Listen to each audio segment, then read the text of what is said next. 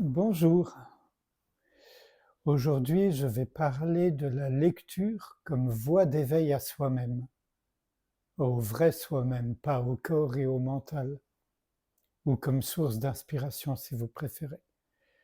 Euh, Dans les cercles spirituels, il est fréquent qu'on soit hostile à la lecture, aux livres et aux auteurs, sauf quand ils vont dans le sens qu'on pense être juste et vrai. C'est humain sans doute.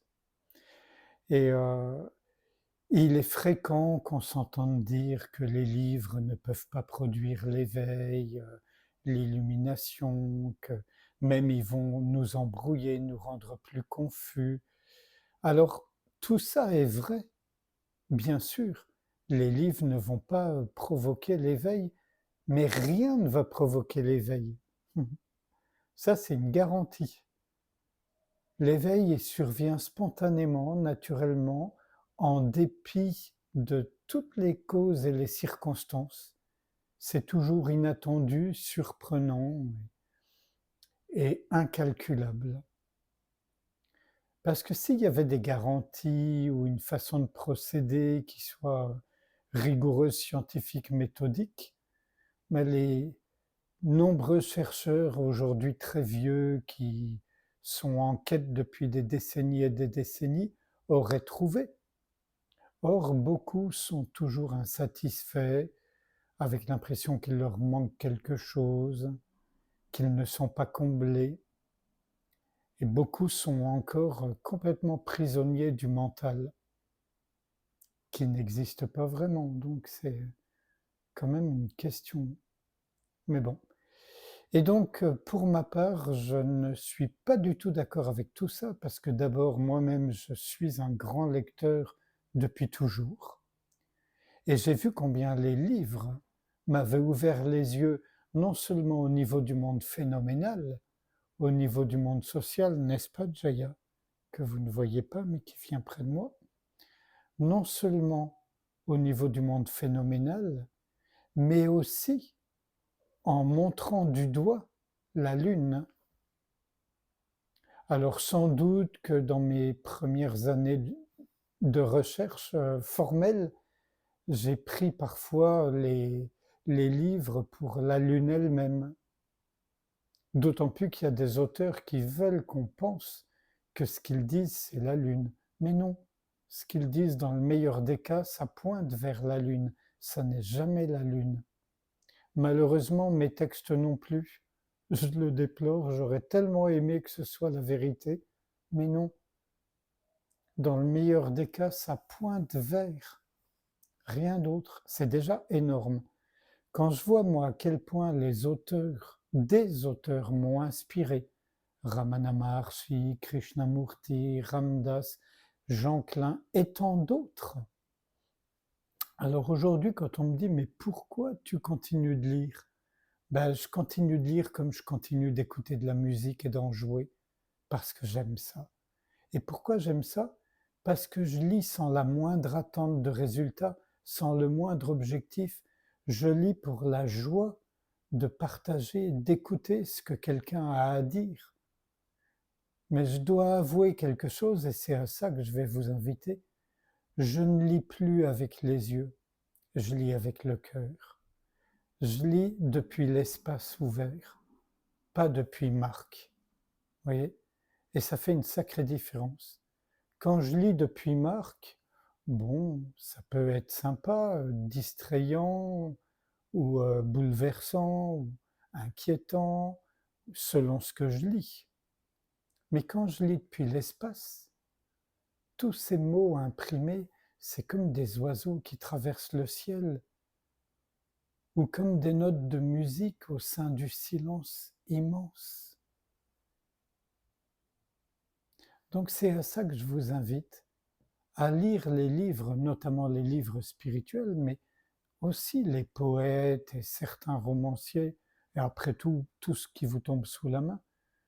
Vous pouvez le lire depuis le cœur, depuis l'espace, ou plutôt avec votre cœur. Alors bien sûr, on a besoin des yeux physiques, à moins que quelqu'un nous fasse la lecture, Mais on ne doit pas lire avec les yeux seulement. On lit avec notre cœur et on lit de manière méditative. Qu'est-ce que ça veut dire de manière méditative? Ça veut dire qu'on ne juge pas, on ne commente pas, on n'interprète pas, on n'analyse pas, on laisse venir à nous ce qu'on est en train de lire et on voit l'effet que ça produit sur nous au niveau des sensations, des émotions, des sentiments, au niveau des pensées, au niveau de la respiration. On voit tout ça et on n'interfère pas. On n'essaie pas de modifier quoi que ce soit. Et une fois qu'on a lu, on n'y pense plus. S'il y a un écho, il se manifestera de lui-même. S'il y a un sens dans ce qu'on a lu, il se manifestera de lui-même. C'est vraiment inutile et même contre-productif d'employer le mental pour chercher à comprendre, analyser, évaluer, etc. Voilà la lecture méditative. Et c'est valable pour la musique. On peut écouter la musique comme ça.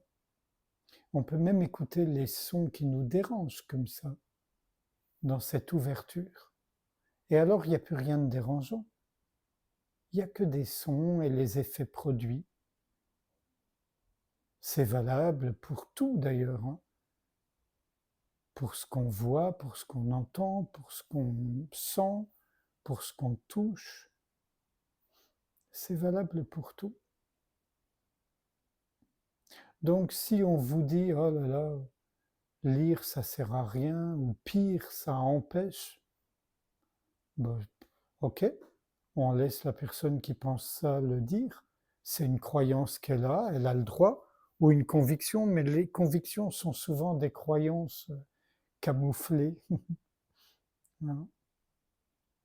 Alors évidemment, on vous dira, oui, mais Krishnamurti le dit, Ramana Maharshi le dit, Nisargadatta le dit, oui, grand bien leur fasse, et ils ont raison. Il vaut mieux lire le lecteur que tous les livres du monde. Mais on peut lire de façon à ce que ça révèle non seulement le lecteur, mais ce qui est antérieur au lecteur, et qu'il enveloppe, qu'il dépasse. Si vous le voulez bien, sans réfléchir à tout ce qui a été dit, je vous propose qu'on passe un instant ensemble en silence, sans rien faire, dans cette approche méditative justement, juste être ouverture.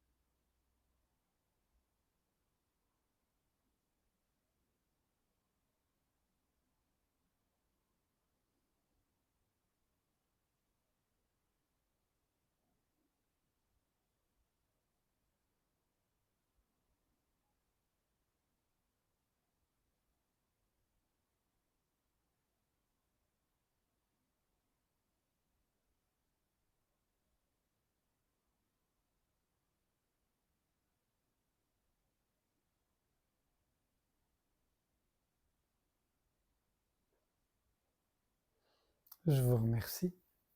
Et ce qu'il y a de merveilleux, c'est qu'on peut rester dans cette attitude méditative tout le long de la journée.